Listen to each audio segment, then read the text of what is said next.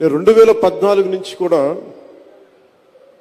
నేను ఎందుకు ఏమి ఆశించకుండా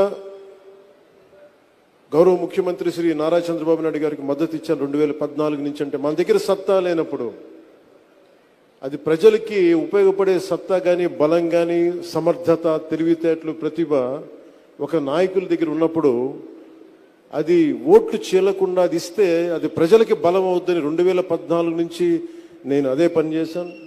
2024 కూడా ఎందుకు ఇంత బలంగా ఉన్నానంటే, ఆయనే గనక ఈ రోజున అధికారంలో గనక ముఖ్యమంత్రిగా లేకపోయి ఉంటే ఈ రోజున P4 పాలసీ, జీరో పావర్టీ బయటకు వచ్చేది కాదు. ఈ రోజున అప్పుల్లో కూరుకుపోతున్న రాష్ట్రాన్ని దిశానిర్దేశం చేస్తే దాన్ని బయటపడగి వేయగలిగే సత్తా ఉన్న శక్తి సరిపోయేది ఇంకెవరికీ కాదు. అందుకని మనస్ఫూర్తిగా కూటమికి, ఎన్డీఏ కూటమి నాయకులుగా, తెలుగుదేశం జాతీయ పార్టీ అధ్యక్షులుగా సమర్థవంతంగా కష్టాల్లో ఉన్న రాష్ట్రాన్ని మా అందరికీ మార్గదర్శకత్వం వహిస్తూ ముందుని నడిపిస్తున్న శ్రీ గౌరవనీయులు శ్రీ ముఖ్యమంత్రి శ్రీ నారా చంద్రబాబు నాయుడు గారికి ప్రత్యేకంగా ధన్యవాదాలు, కృతజ్ఞతలు, నమస్కారాలు తెలియజేసుకున్నాను. ప్రపంచవ్యాప్తంగా ఉన్న తెలుగు ప్రజలందరికీ, ప్రతి ఒక్కరికి ఉగాది పర్వదిన శుభాకాంక్షలు తెలియజేసుకున్నాను. మీకు కూడా.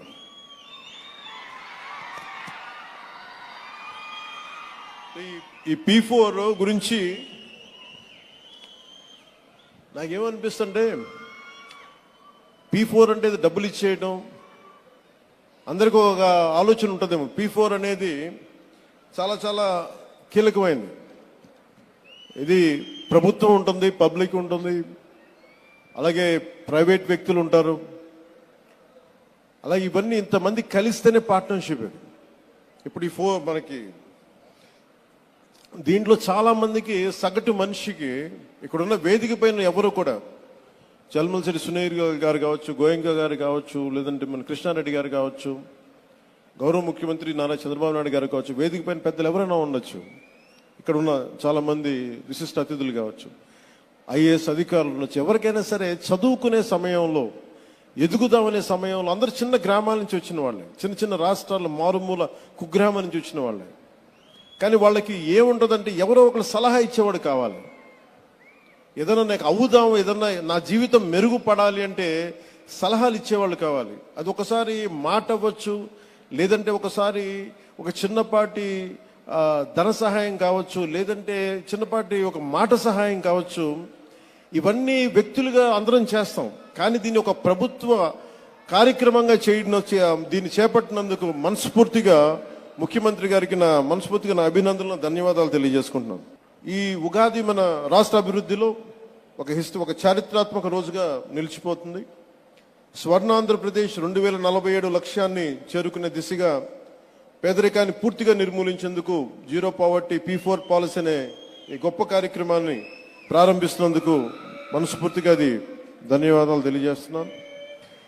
దేశం మొత్తం గౌరవ ప్రధాని శ్రీ నరేంద్ర మోదీ గారి నేతృత్వంలో వికసిత్ భారత్ 2047 లక్ష్యాన్ని సాధించే దిశగా ముందుకు సాగుతుండగా, అదే దిశలో గౌరవ ముఖ్యమంత్రి శ్రీ నారా చంద్రబాబు నాయుడు గారి నేతృత్వంలో మన రాష్ట్రం స్వర్ణ ఆంధ్రప్రదేశ్గా రూపుదిద్దుకుంటుంది. ముఖ్యంగా 10 సూత్రాలు ఒక ముఖ్యమైన సూత్రంగా జీరో పావర్టీ నెరవేర్చేందుకు ఈ P4 పాలసీ అమలులోకి వచ్చింది. P4 public private people partnership అంటే ప్రభుత్వం, ప్రైవేట్ రంగం, ప్రజలు కలిసి పనిచేయటం, సామాజికంగా. అంటే చాలాసార్లు సమాజంలో ఉన్నత స్థాయికి వెళ్ళిపోయి వీళ్ళు కింద వ్యక్తులకి, వర్గాలకి ఏమి చేయరు అని ఉంటుంది. ఎప్పుడు చేస్తూ ఉంటారు, కానీ ఏ ప్రభుత్వం కూడా ఇంత బలంగా ఎప్పుడు పూనుకోలేదు, చేసిన దాఖలాలు కూడా లేవు. వ్యక్తులు చేస్తుండొచ్చేమో, కానీ దీనిని ఒక ప్రభుత్వం నుంచి ఇలాంటి పథకానికి శ్రీకారం చుట్టినందుకు మనస్ఫూర్తిగా శ్రీ గౌరవ ముఖ్యమంత్రి శ్రీ నారా చంద్రబాబు నాయుడు గారికి మనస్ఫూర్తిగా వారికి హ్యాట్స్ ఆఫ్ తెలియజేస్తాను. ఎందుకంటే 90s అంటే ఒక నాయకుడు, ఒక పొలిటికల్ లీడర్ వచ్చే ఎన్నికల గురించి ఆలోచిస్తాడు. కానీ ఒక నాయకుడు, ఒక నిజమైన ఒక విజనరీ లీడరు వచ్చే తరం కోసం ఆలోచిస్తారు. 2014 నుంచి ప్రయత్నం చేస్తున్నాను. నేను ఎందుకు ఈ విషయాన్ని నొక్కి చెబుతున్నానంటే, చాలామంది పాపం పిచ్చోళ్ళు పవన్ కళ్యాణ్ ముఖ్యమంత్రి కావాలి, పవన్ కళ్యాణ్ సీఎం అని అరుస్తుంటారు కదా, మొత్తాన్ని సస్పెండ్ చేస్తాడు. జాగ్రత్త అరిశారంటే పిచ్చి పిచ్చిగా. ఆయనకి కావాల్సింది సీఎం, కావాల్సింది చంద్రబాబు నాయుడు. మీరేంటి మధ్యలో పవన్ కళ్యాణ్ సీఎం అంటే ఊరుకునేటువంటి పరిస్థితిలో లేడని కూడా ఈ సందర్భంగా నేను చెప్పదలుచుకున్నా. ఆయనకి సత్తానే లేదంట. ఏమండి నాకు అర్థం కాదా? ఎవడైనా నాకు సత్తా లేదని అనుకుంటాడా పోటీ చేసేటప్పుడు? నాకు ఈ సందర్భంగా ఒక సి నారాయణ రెడ్డి గారు రచించినటువంటి ఒక గేయాన్ని ఇక్కడ మీకు చదివి వినిపించాలనుకుంటున్నాను. ఎందుకంటే నిన్న మాకు ఉగాది సందర్భంగా మా సెంట్రల్ ఆఫీస్లో మా నారాయణమూర్తి గారని ఆయన చదివి వినిపించాడు. నాకు బాగా నచ్చింది. ఇవాళ అది గుర్తొచ్చింది. నా దగ్గర సత్తా లేదంటున్నా పవన్ కళ్యాణ్ గారికి చెప్తున్నా, అయ్యా ఆ జన సైనికులకి, వీర మహిళలకి మీకు కూడా చెప్తున్నా, నా దగ్గర సత్తా లేదో అంటున్నా ఆ పవన్ కళ్యాణ్ గారికి చెప్పమని చెబుతున్నా. సత్తా లేదంటే ఎక్కడి నుంచి వచ్చిందండి సత్తా? ప్రయత్నం చేయాలి కదా, ప్రయత్నం చేస్తేనే సత్తా వచ్చేది. అదే సి నారాయణ రెడ్డి గారు చెప్పాడు, కరగనిదే కొవ్వొత్తి కాంతినెలా ఇస్తుంది, కరగనిదే కొవ్వొత్తి కాంతినెలా ఇస్తుంది, మరగనిదే నీరు ఎలా మబ్బు రూపు దాలుస్తుంది, మరగనిదే నీరు ఎలా మబ్బు రూపు దాలుస్తుంది, నలగనిదే అడుగులెలా నర్తించబడతాయి, మలసనిదే రాయి ఎలా శిల్పంగా మారుతుంది, మలసనిదే రాయి ఎలా శిల్పంగా మారుతుంది. అయ్యా పవన్ అన్న, అసలు నువ్వు ప్రయత్నం చేస్తే కదా. నేను ప్రయత్నం చేయను, మా చంద్రబాబే ముఖ్యమంత్రి, నాకు అన్ని సదుపాయాలు బ్రహ్మాండంగా అందుతున్నాయి, ఇంక చాలు, నాకు ఇంకేం అవసరంలా. మళ్ళీ సదుపాయాలంటే వాళ్ళ కోపం వస్తుంది. నేను చెప్తే వాస్తవం చెబితే మళ్ళీ కోపం వస్తుంది. మా వీర మహిళలకి, జన సైనికులకి చంద్రబాబు నాయుడు గారి కోపం రాదు. పవన్ కళ్యాణ్ గారి కోపం వచ్చి 2 చెప్పులు పైకి ఎత్తాడు. సదుపాయాలు బ్రహ్మాండంగా జరుగుతున్నాయి. సదుపాయాలు అంటకంటే పాత మాటే, ప్యాకేజీ బ్రహ్మాండంగా అందుతుంది. ఏ నెలకు ఆ నెల ఎంత కావాలంటే అంత శుభ్రంగా డేటు వారీగా అందుతుంది. అందువల్ల ఇక నాకు అనవసరం, నా దగ్గర సత్తా లేదు. తీసుకోవడం సేవ చేయటం. ఇదే కార్యక్రమంలో పవన్ కళ్యాణ్ గారు ఉన్న డబ్బులన్నీ లెక్కేసుకునేది ఎవరు? లంచం చేసి. మరి చంద్రబాబు నాయుడు ఇంకో మాట అన్నాడు, నీతి నిజాయితీ కలిగినటువంటి పరిపాలన. నేను ఎక్కడ తప్పు చేయను. ఈయన తప్పు చేయడు, మానేసేటి తప్పు చేయటం. ఆయన వచ్చాడు తప్పు చేయటానికి. ఎవరైనా మంగళగిరి ఆయన, లెక్కంతా ఆయనే, వసూళ్ళని ఆయనే, ట్రాన్స్ఫర్లకు ఆయనే, కమిషన్లు ఆయనే, అన్నీ కలెక్ట్ చేయటం, లెక్క చేయటం, పవన్ కళ్యాణ్కి ప్యాకేజీ పంపటం, పవన్ కళ్యాణ్ ఏమో నాకు సత్తా లేదంటాం. ఇది స్టంటు. ఏంటో నాకు అర్థంగా నిన్న పాపం చూశానండి డయాస్ మీద చంద్రబాబు నాయుడు గారి బొమ్మ ఉంది, మార్గదర్శి బంగారు కుటుంబం.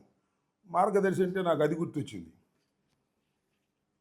ఎవరిది? రామోజీరావు గారు మార్గదర్శి. అందరికీ టోపీ పెట్టి డబ్బులు చేసుకుని ఇవాళ కోర్టుల్లో ఉన్నటువంటి పరిస్థితి.